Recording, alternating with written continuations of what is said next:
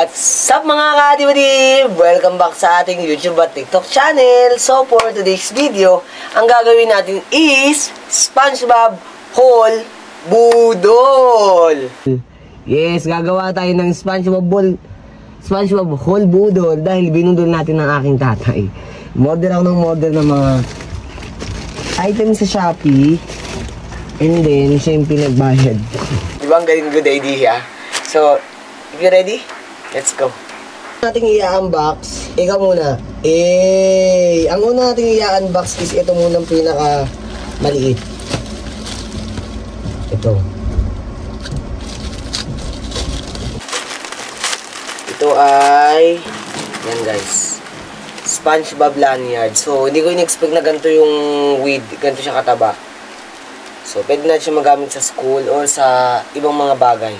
Susuot ng ID, cellphone. So, ito yung una guys. Worth 100 pesos lang siya. Kasama na yung shipping. Kung hindi ako nagkakamali. Next. Ito guys. Yung unang maliit na black na plastic. Alam nyo ba grabe guys? Ngayon ko ulit na gamit tong camera ko sa pag-video after ng pandemic. Ewan ko, nasira na naman siya. Nasira na naman yung battery. Bumili pa ako ng bago.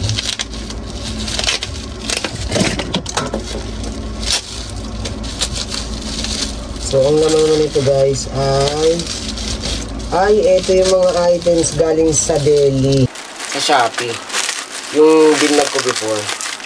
Nakasale pa rin kasi siya guys. Tignan nyo ha. So, nakabili ako ng cute na eraser na Patrick and SpongeBob. Very very cute guys. Tignan nyo. Lapit ko. Diba? Natuwa ako kasi yung itsura ng SpongeBob. Talagang naka-shape siya ng SpongeBob. Then, bumili ako nito. Na-amaze ako dito guys. Ball pen na may pang-erase.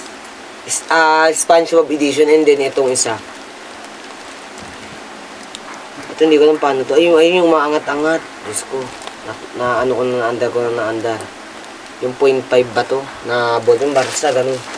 Tapos itong ano din, yung ID na ilagay ng ID na may lanyard din. Ito naman guys, yung kaiba nung isa, ito set. Ang ganda ng lagyan guys yung packaging. Nasa 50 pesos lang ata to. Next ay ito naman.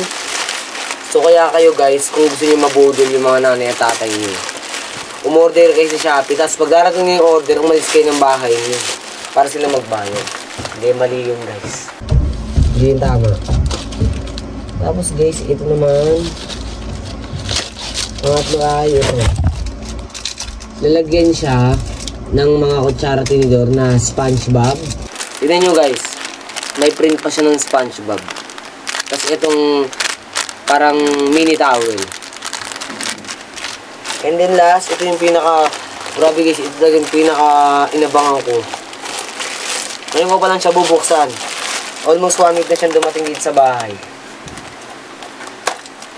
Nakikita ko nun siya dati sa mga store sa ibang bansa. Pero nagulat ako. Merong ganito dito sa Pilipinas. Wait lang guys, check natin ang expiration date. So, ang expiration date niya is February 14, 2027. Bakit February 14? May naaalala na naman ako. Hindi, joke lang. So, bumili ako ng dalawang Melissa Pasta Kids na SpongeBob ang version. Tignan nyo guys. Ang SpongeBob version. Diba? Kaya sa kaibigan ko dyan, shout out, baka naman. Luto lang tayo ng pasta oh. SpongeBob edition.